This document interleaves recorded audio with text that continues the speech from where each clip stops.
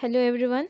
Today we are going to deal with the topic lymphomas, which is hematological disorder and as well as oncological condition. So here the lymphomas is basically of two type, that is it is having two under subclassification, which is Hodgkin and non-Hodgkin conditions, that is type of lymphomas. We'll see the introduction. Lymphomas originates in lymphocytes. Lymphocytes, a type of WBC in the vertebrate immune system. Lymphomas are part of the broad group of disease called hematological neoplasms. So lymphoma is nothing but it originates in the lymphocytes and it is a type of WBC. And you have already seen that WBC is a protective cell. So when it acts against the body, it causes as a disastrous cell. So it is a kind of WBC which transforms into lymphocytes and which is a hematological, that is blood disorder. Neoplasm means newly developing, which causes a cancers in the human being. We'll see the definition. Lymphoma is basically solid tumors of the lymphoreticular system. So in lymphatic system, it is a form of solid tumor. Tumor means nodule formation or mass formation, that where a cancer cells grow and forms colonies. So it is histologically two main types. I have already told you it is of basically two types. That is, one is Hodgkin disease and one is non-Hodgkin disease. Hodgkin disease is characterized by the presence of multinucleated giant cells, that is Reed-Sternberg cells. So in Hodgkin disease there is a multinucleated giant cell. So there is one cell that has multi-nuclei, that means so many nucleus are present, and that cell is Reed-Sternberg cell. So that is present in Hodgkin disease, and the same thing is absent in non-Hodgkin disease and has grown that is in that the lymphomas will grow. So that is non-Hodgkin lymphomas. We'll see here the two types, Hodgkin lymphomas and non-Hodgkin lymphomas. So in this, the red Sternberg cell, the cell with mirror image nuclei and prominent eosinophilic inclusion like nuclei. You can see the diagram that normal lymphocyte is having Reed-Sternberg cell, that is having mirror image. Then we'll see the staging. So what are the stages? So there are mainly 4 stages in lymphomas. So the first one is stage 1, that occurs when there is single lymphoid area. So whenever in the body there is one single area affected with lymphoma, or you can say single lymphoid area, that is known as stage 1 of lymphoma. It mainly involves spleen, tonsils and other areas like adenoids.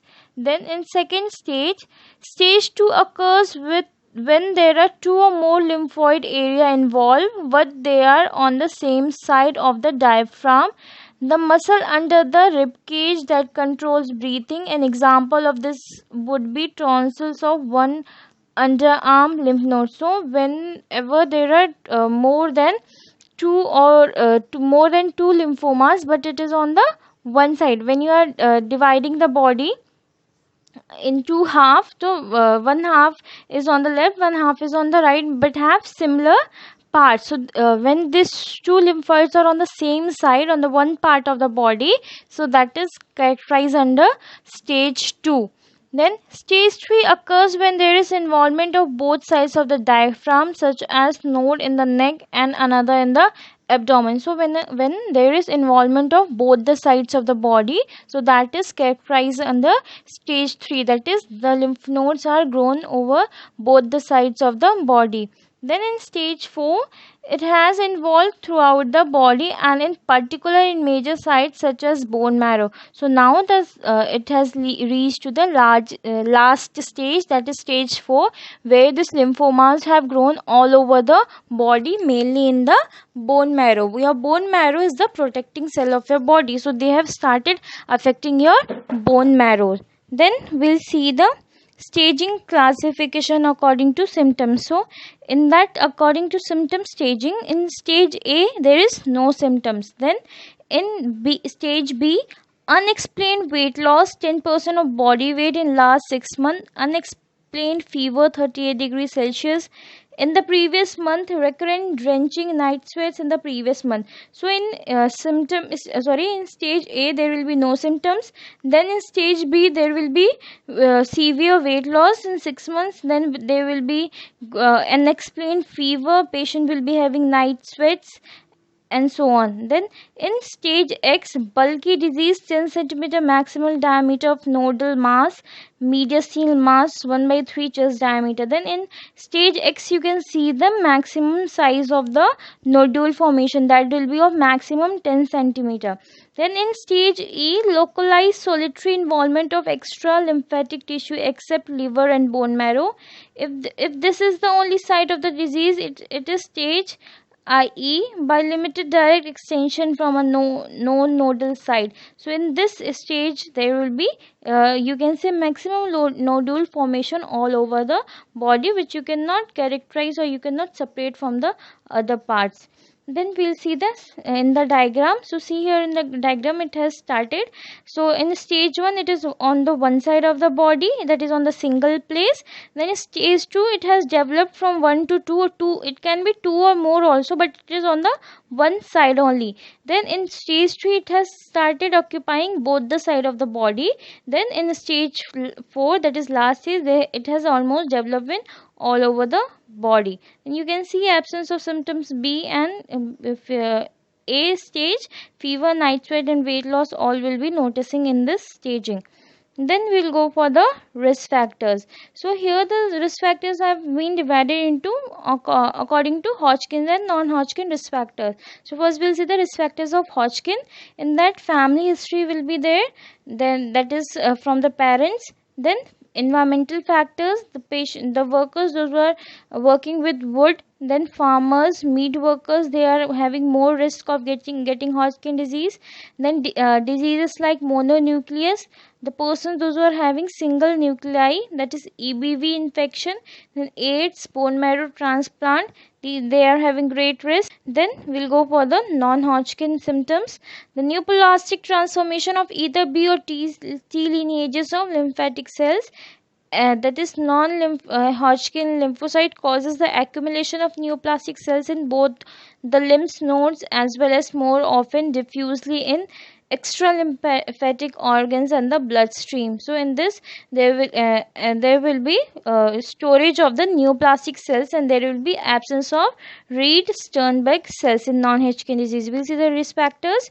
So in this the risk factors are diseases like HIV, EBV, hepatitis C, V, then H. pylori, SLE, systemic lupus erythematosus. Then you can see mixed cryoglobulinemia, then IBD, inherited immune defects, then age above 60 years. Then we can see the clinical features. In clinical features you will see the signs and symptoms, what you are going to notice in the patient. So you can notice painless swelling of lymph nodes in neck and underarm and groin, that is there is no pain in the lymph where is the nodule formation. Then you can see the fever, night sweats, fatigue, weight loss, itching of the skin. It may resemble other blood disorders or medical problems such as influenza or other infections. So these are the signs and symptoms you are going to notice. Since it is type of a cancerous cell, so there will be unexplained weight loss and fever to the patient. So it is very difficult to categorize so which kind of cancerous cell it is. Then you can see here the nodules, how they are getting swollen up. And we'll go for the diagnosis. In diagnosis we are doing history collection to take the patient family history and his personal history. Then we'll go for the complete physical examination to help, which will help us to know about the nodule formation. Then confirmatory workup that will help us to know, that is blood test. Then other than that we can go for the chest x-ray, then UHG, neck, whole abdomen, CT scan, thorax, abdomen and pelvis, then PET scan. Then other than that you can go for the routine blood investigation.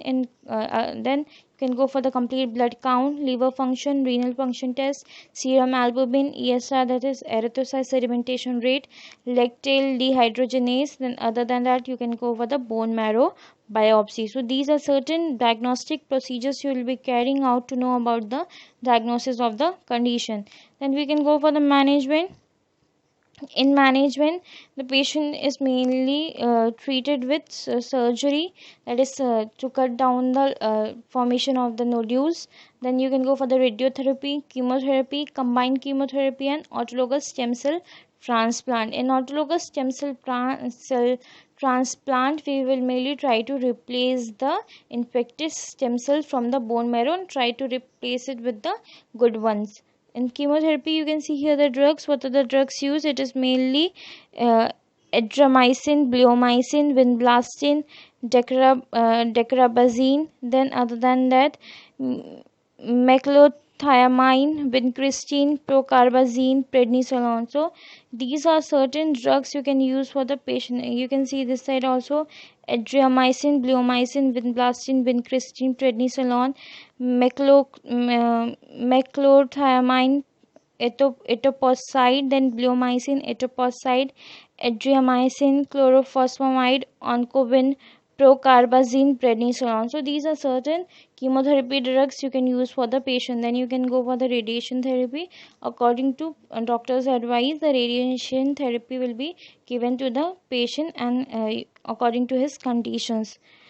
So in today's class, we have seen about the lymphomas, that is kind of a solid tumor in lympho-reticular system. It is of basically two types: Hodgkin lymphomas and non-Hodgkin lymphomas. In Hodgkin lymphomas, there is a multinucleated cell, Redis Reed Sternberg cell, and in non-Hodgkin's lymphoma, there will be growth in the neoplastic cells. Then you have seen the stages, which is basically of the four types.